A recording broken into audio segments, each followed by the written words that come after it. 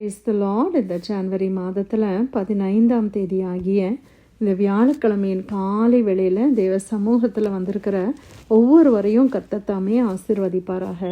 இந்த நாளிலும் நம்ம தியானிக்கிற கர்த்தருடைய வார்த்தை நம்முடைய பரிசுத்த வேதாகமத்தில் ஆதியாகமத்தின் புஸ்தகம் 31ஆம் அதிகாரம் 42வது வசனம். The book of Genesis chapter 31 verse 42.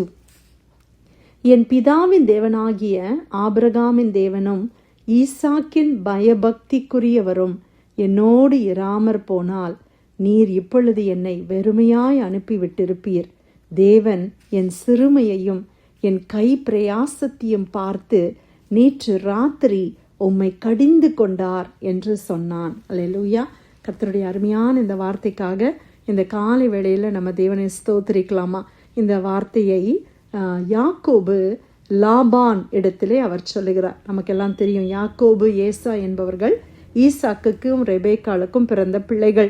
யாக்கோபு என்ன செய்கிறார்? தகப்பனாருடைய ஆசீர்வாதத்தை திருட்டளவாக அவர் பெற்றுக்கொள்ளுகிறார்.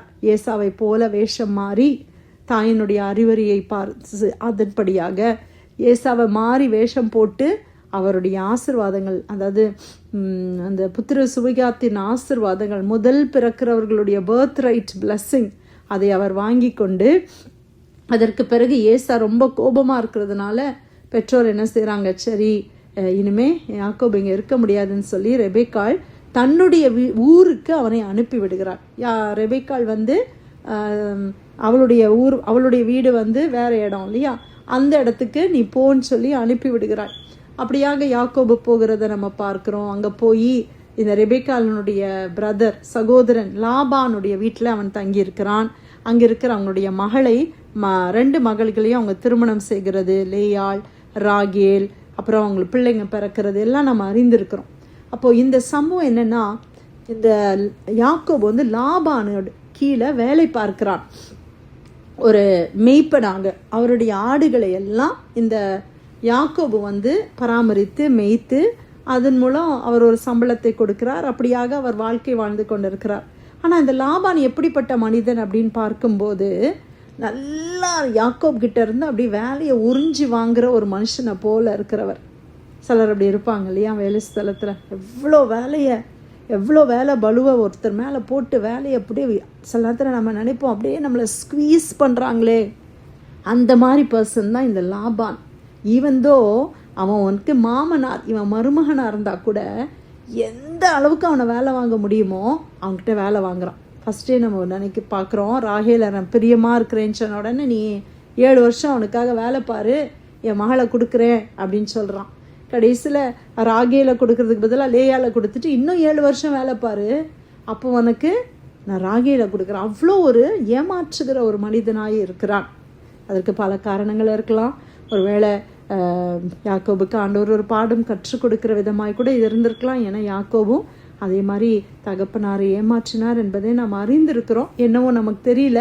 ஆனால் நம்மளுடைய மெயின் பாயிண்ட் இதில் என்ன அப்படின்னு பார்க்கும்போது, அப்படியாக ஒரு கொடூரமான ஒரு செயலை லாபான் செய்கிறதுபடினால இந்த யாக்கோபு at one point சொல்கிறாரு, இது ரொம்ப அதிகமாக இருக்குது, என்னால் முடியல, இவ்வளோ வேலை பார்க்குறேன், ஆனால் எனக்கு எந்த விதமான ஒரு இதுவும் இல்லை. அதனால் நம்ம இனிமேல் அவன் ஃபேமிலி, அவனுடைய மனைவிமார் பிள்ளைகளோட பேசி நம்ம பிரிந்து போய்விடலாம். இனிமேல் நான் லாபான் கூட இருக்க முடியாது, என்னுடைய தகப்பனார் வீட்டுக்கு நான் போகிறேன் அப்படின்னு சொல்லிட்டு அவங்கெல்லாம் சரி அப்பா நம்மளை இப்படி பண்ணுறாரு அப்படின்னு அவங்கெல்லாம் புறப்படுறாங்க. ஆனால் லாபான்கிட்ட சொல்லாமல் புறப்படுறாங்க. ஏன்னா லாபான்கிட்ட சொன்னால் நிச்சயமாக விடமாட்டான்னு தெரியும். அதனால திருட்டளவாகத்தான் அவங்க புறப்படுகிறார்கள். ஆனால் இந்த நியூஸ் லாபானுக்கு வந்த உடனே அவன் வெறித்தனமாக எப்படி யாக்கோபு போவான் அப்படின்னு சொல்லி அவன் பின்தொடர்ந்து வருகிறத நம்ம பார்க்குறோம். ஆனால் நடந்த சம்பவம் என்னென்னா, இந்த லாபான் வரும் பொழுது அவன் ஒரு நாள் படுத்து தூங்கும்போது, அதாவது யாக்கோபை அடுத்த நாள் அவன் சந்திக்கணும், அதுக்கு முந்தின நைட்டு ஆண்டவர் தரிசனத்தில் லாபான் இடத்துல கர்த்தர் பேசுகிறத நம்ம பார்க்கிறோம். ஆண்டவர் லாபானை பார்த்து பேசுகிறார். ஆண்டவர் சொல்கிறாரு, நீ யாக்கோபை போய் சந்திக்கும்போது நீ யாக்கோபோடே நன்மையே அன்றி தீமை ஒன்றும் பேசாதபடி எச்சரிக்கையாயிரு. ஆண்டவர் எச்சரிக்கிறாரு. யாரை? லாபானை எச்சரிக்கிறாரு. நீ என் தாசனாகிய யாக்கோபை சந்திக்கும் போது நன்மையை மட்டும்தான் பேசணும், தீமையை பேசக்கூடாதுன்னு ஆண்டவர் வார்ன் பண்ணுறார் பிரியமானவர்கள். அப்படியே லாபான் மாறிடுறான். அது வரைக்கும் லாபானுடைய ஆட்டிடியூடு வந்து வேறு விதமாக இருக்குது. ஆனால் கர்த்தரையே பிரத்யட்சமாக வந்து தரிசனத்தில் பேசி, என்னுடைய மகனை நீ போக விட்டுரு, இனிமேல் அவன் கூட இருக்க மாட்டான், அவன்கிட்ட நீ நன்மையை மட்டும்தான் பேசணும், தீமையாக பேசக்கூட கூடாது அப்படின்னு சொல்லி ஆண்டவர் எச்சரிக்கிறார். அப்போ அவன் வர்றான், அவங்கள பார்க்குறான். அப்போது அவங்களுக்குள்ள ஒரு கான்வர்சேஷன்லாம் நடக்குது. அப்போ லாபான் சொல்கிறான், யாக்கோபே நீ வந்து ஏன் திருட்டளவாக போனேன், என் பிள்ளைங்களெல்லாம் நான் குட் பை கூட நாங்கள் சொல்ல விடலையே, நீ வந்து ஏன் இப்படி கிளம்புனேன், நான் உன்னை விட்டுருப்பேன்ல. ஆனால் உண்மையாகவே பார்த்தீங்கன்னா லாபான் அப்படிப்பட்ட மனிதன் அல்ல. அப்போ யாக்கோபு லாபான் பார்த்து ஒரு வார்த்தை அவர் சொல்கிறார். அந்த வசனங்களை நான் வாசிக்கிறேன். அவர் வந்து எவ்வளோ அவனுடைய கையில் கஷ்டப்பட்டாருன்றதை அவர் சொல்கிறாரு. 38வது வசனம்னு நினைக்கிறேன், நான் அது வாசிக்கிறேன். இந்த 20 வருஷ காலமாக பிரைஸ் தி லார்ட் 37லேருந்து வாசிக்கிறேன். என் தட்டுமுட்டுகளையெல்லாம் தடவி பார்த்தீரே, உம்முடைய வீட்டு தட்டுமுட்டுகளில் எண்ணத்தை கண்டுபிடித்தீர், அதை என்னுடைய சகோதரருக்கு முன்பாக இங்கே வையும், அவர்கள் எனக்கும் உமக்கும் நடும் தீர்க்கட்டும். இந்த 20 வருஷ காலமாய் நான் உம்மிடத்தில் இருந்தேன், உம்முடைய செம்மறி ஆடுகளும் வெள்ளாடுகளும் சினை அழியவில்லை, உம்முடைய மந்தையின் கடாக்களை ஒன்றும் நான் தின்னவில்லை. அவர் சொல்கிறாரு, உன்னுடைய பெண் ஆட்டுக்குட்டிகளில் பெண் இனங்களில் சினம் இழக்கவில்லைன்னா மிஸ்கேரேஜ் கூட ஆகலை. அந்த அளவுக்கு நான் பராமரித்த உன்னுடைய ஆடுகளை. அதில் ஒரு ஆட்டினுடைய மந்தையில் உள்ள ஒரு கடாவை கூட நான் சாப்பிடலை. அதை அடித்து நான் சாப்பிடணுன்னா நான் சாப்பிட்ருக்கலாம், ஆனால் ஒரு கடாவை கூட நான் சாப்பிடலை. பீருண்டதை நான் உம்மிடத்திற்கு கொண்டு வராமல் அதற்காக நான் உத்தரவாதம் பண்ணினேன். அதாவது அவர் ஆடு மேய்க்கும் போது எவ்வளவோ மிருகங்கள் வந்து என்ன செய்திருக்கோம், அந்த ஆடுகளை வந்து சாப்பிட்ருக்கோம், பீருண்டு போயிருக்கோம். அப்போ அந்த பீருண்டதை கூட அவர் கொண்டு வந்து லாபான்கிட்ட கொடுக்கலையாம். அதுக்கு பதிலாக நான் உத்தரவாதம் பண்ணேன், நான் அதற்குரிய பணத்தை கொடுத்தேன். பகலிலே களவு போனதையும் இரவிலே களவு போனதையும் என் கையில் கேட்டு வாங்கினீர். அப்போ லாபான் எப்படிப்பட்ட மனுஷனாக இருந்திருக்கிறான் பாருங்க. ஏதாவது ஒன்று திருடு போயிடுச்சுன்னா அவர் என்ன செய்வாராம், யாக்கோபை கூப்பிட்டு, இவ்வளோ இருந்துச்சு, 100 ஆடு இருந்ததில்ல, இப்போ 99 தானே இருக்குது, ஒன்று எங்கே காணாமல் போச்சு அப்படின்னு கேட்டு அதற்குரிய பணத்தை கொடு, அதுக்கு இன்னும் எனக்கு 5 நாள் நீ ஃப்ரீயாக வேலை பாரு அப்படின்னு சொல்லுவாராம். யார்? மாமனார். அந்த மாதிரியான வேலை வாங்கினீரே என்று சொல்லுகிறார். பகலிலே வெயிலிலும் இரவிலே குளிரும் என்னை பட்சித்தது, நித்திரை என் கண்களுக்கு தூரமாயிருந்தது, இவ்விதமாய் பாடுபட்டேன். இந்த 20 வருஷ காலம் உம்முடைய வீட்டிலே இருந்தேன். 14 வருஷம் உம்முடைய 2 குமாரத்திகளுக்காகவும் 6 வருஷம் உம்முடைய மந்தைகளுக்காக உம்மிடத்தில் சேவித்தேன். 10 முறை என் சம்பளத்தை மாற்றினீர். என் பிதாவின் தேவனாகிய ஆபிரகாமின் தேவனும் ஈசாக்கின் பயபக்திக்குரியவரும் என்னோடு இராமல் போனால் நீர் இப்பொழுது என்னை வெறுமையாய் அனுப்பிவிட்டிருப்பீர். சொல்றாரு, இப்படியெல்லாம் நீர் என்னை பண்ணினீரே, உமக்கு எவ்வளோ உண்மையான வேலை செய்த, எத்தனை தடவை என்னை ஏமாற்ற பார்த்தீர். ஆனால் என் தேவன் என்னோடு இல்லைனா இன்னைக்கு நான் வெறும் கையாக போயிருப்பேன்.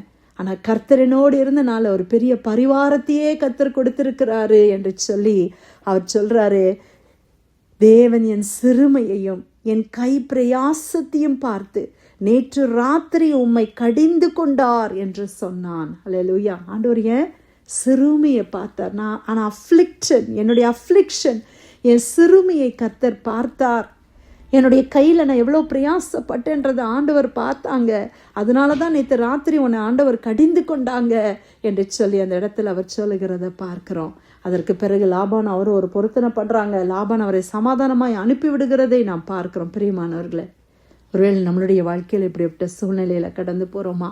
ஒருவேளை நமக்கு இந்த மாதிரி லாபானை போல யாராவது ஒருத்தர் நம்மளை இப்படியாய் வேலை வாங்கி நமக்கு ஒன்றுமே கொடுக்காம ஒன்றும் இல்லாதபடி நம்மளை அனுப்பிவிடுற சூழ்நிலையில் இருக்கிற மாதிரி ஒரு சூழ்நிலை இருக்குதா? நான் எவ்வளோ வேலை பார்த்தேன், என்னை இப்படி பண்ணுறாங்க அப்படின்னு சொல்கிறீங்களா? நெருக்கத்தில் இருக்கிறீங்களா? சிறுமைப்படுத்தப்படுகிற சூழ்நிலையில் நீங்கள் கடந்து போகிறீங்களா? கர்த்தர் உங்களோடு இருக்கிறார். ஹல்லேலூயா. அன்னைக்கு யாக்கோபின் சிறுமையை பார்த்த கர்த்தர் அவனை வெறுமையாய் அனுப்பிவிடவில்லையே. லாபான் அவனை ஒன்றுமில்லாமல் ஆக்க வேண்டும் என்று நினைத்தான். லாபான் அவனை ஒன்றுமில்லாமல் வெறுமையா அனுப்பணுன்றது தான் அவன் திட்டமா இருந்துச்சு. ஆனா தேவன் அதை அனுமதிக்கவில்லை.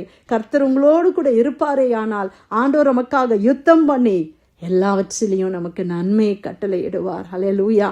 ஆண்டவரை நம்ம நம்பும்போது ஆண்டவர் நம்மளை வெறுமையா அனுப்ப மாட்டாங்க. பிரியமானவர்களே, ஆண்டவர் உங்களுடைய பலனை கர்த்தர் நிச்சயமா உங்களுக்கு கொடுப்பாங்க. தேவனுடைய பிள்ளைகளுக்கு கர்த்தர் நிச்சயமாய் கடந்து வந்து உதவி செய்வார். ஹல்லேலூயா. யாக்கோபின் தேவன், ஆபிரகாமின் தேவன், ஈசாக்கின் பயபக்திக்குரிய தேவன் நம்மோடு கூட இருக்கிறார்.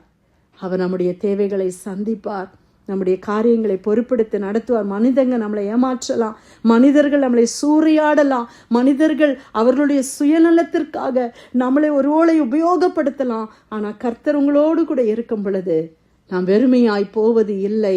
நம்மை கர்த்தர் ஆசீர்வதித்துதான் அனுப்புவார். அவர்கள் நம்மளை பின்தொடர்ந்து வந்தாலும் அவர்கள் நம்மளிடத்திலே சமாதானம் ஆகும்படி கர்த்தர் அவர்களை கடாட்சிப்பார். ஆண்டவர் இந்த நாளில் கொடுத்த இந்த அருமையான தீர்க்க தரிசனமான இந்த வார்த்தைக்காக கர்த்தரை நாம் ஸ்தோத்திரிக்கலாமா? யாருக்காக இந்த வசனம் பேசப்பட்டதுன்னு தெரியல, ஆனால் பரிசுத்த ஆவியானவர் யாரோடையோ பேசுகிறார். நிச்சயமா உங்களோடு கூட கர்த்தர் இருக்கிறார். ஆண்டவர் நிச்சயமா உங்களை ஆசீர்வதிப்பார். நீங்கள் உங்களுடைய இந்த நபர்களை குறித்து நீங்கள் கவலைப்படாதீங்க. அந்த லாபான் யாராக இருந்தாலும் கர்த்தர் அந்த லாபானை பார்த்து கொள்ளுவார். நீங்கள் கர்த்தருக்கு பயபக்தியா, நம்ம ஆண்டவருக்கு பயபக்தியா இருக்கும்போது நம்முடைய கையின் பிரயாசத்துக்கு உரிய பலன் கர்த்தரிடத்திலிருந்து நமக்கு வரும். ஹல்லேலூயா. ஆதியாகமம் 31:42 வசனம்.